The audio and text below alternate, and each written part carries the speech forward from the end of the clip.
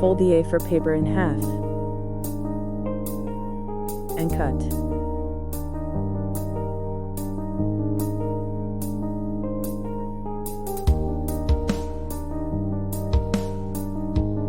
Use Whitner or white pen.